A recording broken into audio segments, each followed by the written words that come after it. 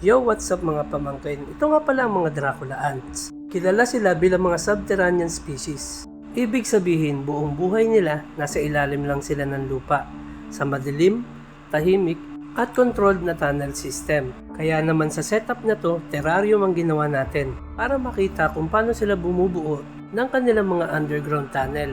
After nga ng ilang araw na pag-oobserba, makikita nga natin dito na lahat ng side ng substrate ay mayroon ng tunneling system. Yung mga lupa sa ibabaw ng moss, sila ang naglagay niyan.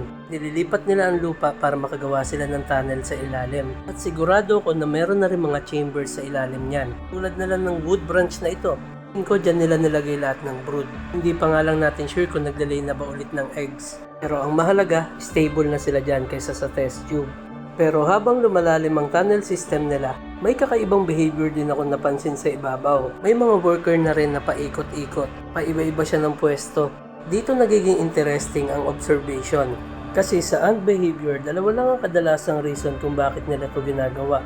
Pinakauna sa lahat, scouting behavior. Dahil kapag stable na ang colony sa kanilang nest, may mga workers na mag-uumpisa ng lumabas. Ito ay para i-check ang paligid upang makahanap ng mga panibagong food source, tamang moisture, o kaya naman ay panibagong area kung saan sila pwede mag-expand ng colony. Ikalawang rason naman kung bakit nila ito ginagawa.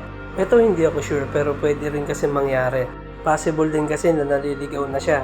Sa ants behavior kasi, umaasa sila sa pheromone trails para makabalik sa loob ng nest. Kapag naputol o nagulo ang trail system, possible na mawala yung kanyang guide pabalik sa ilalim. Kaya naman kahit simpleng paikot-ikot lang sila, isa nga dun ay yung exploration at isa naman ay yung disconnection. So sana may natutunan kayo sa video na to. Pasensya na rin pala kung bihira na rin ako mag-upload ng mga videos. Marami rin naman akong baon na video, kaya lang tinatamad ako mag-edit. Medyo busy rin kasi sa work. Pansin ko nga yung iba nag-unfollow na eh. Pero okay lang din naman, matira na lang matibay. So sige na, paalam!